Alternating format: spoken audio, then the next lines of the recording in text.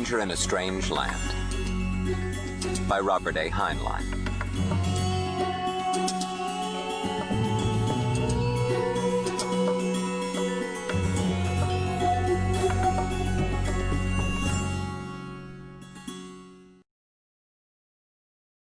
Notice: all men, gods, and planets in this story are imaginary. Any coincidence of names is regretted. R.A.H. Dedication: for Robert Cornog, Frederick Brown, Philip Jose Farmer. Part 1. His Maculate Origin. Chapter 1. Once upon a time there was a Martian named Valentine Michael Smith. The first human expedition to Mars was selected on the theory that the greatest danger to man was man himself. At that time, 8 Terran years after the founding of the first human colony on Luna, an interplanetary trip made by humans had to be made in free-fall orbits. From Terra to Mars, 258 Terran days, the same for return, plus 455 days waiting at Mars while the planets crawled back into positions for the return orbit. Only by refueling at a space station could the envoy make the trip. Once at Mars, she might return, if she did not crash, if water could be found to fill her reaction tanks, if 1,000 things did not go wrong. 8 humans, crowded together for almost 3 Terran years, had better get along much better than humans usually did. An all-male crew was vetoed as unhealthy and unstable. 4 married couples was considered optimum, if necessary specialties could be found in such combination. The University of Edinburgh, prime contractor, subcontracted crew selection to the Institute for Social Studies. After discarding volunteers useless through age, health, mentality, training, or temperament, the Institute had 9,000 likely candidates.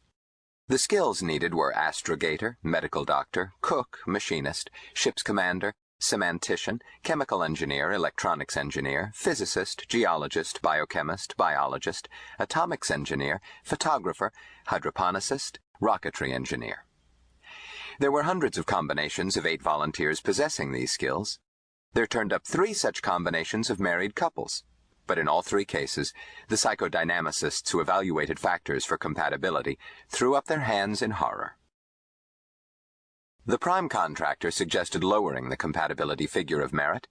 The Institute offered to return its $1 fee.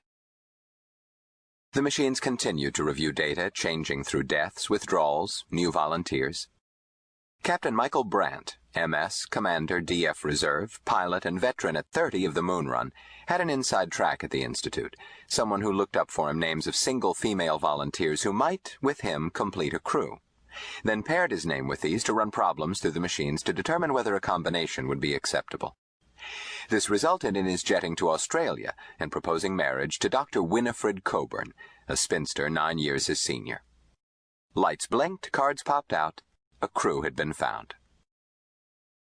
Captain Michael Brandt, commanding. Pilot, astrogator, relief cook, relief photographer, rocketry engineer.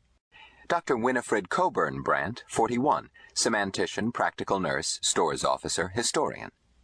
Mr. Francis X. Seeney, 28, executive officer, second pilot, astrogator, astrophysicist, photographer.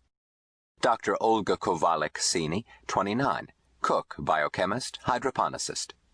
Dr. Ward Smith, 45, physician and surgeon, biologist.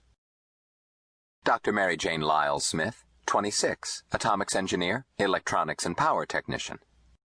Mr. Sergei Rimsky, 35, electronics engineer, chemical engineer, practical machinist and instrumentation man, cryologist. Mrs. Eleonora Alvarez Rimsky, 32, geologist and selenologist, hydroponicist. The crew had all needed skills, some having been acquired by intensive coaching during the weeks before blastoff. More important, they were mutually compatible. The envoy departed. During the first weeks, her reports were picked up by private listeners. As signals became fainter, they were relayed by Earth's radio satellites. The crew seemed healthy and happy. Ringworm was the worst that Dr. Smith had to cope with. The crew adapted to freefall, and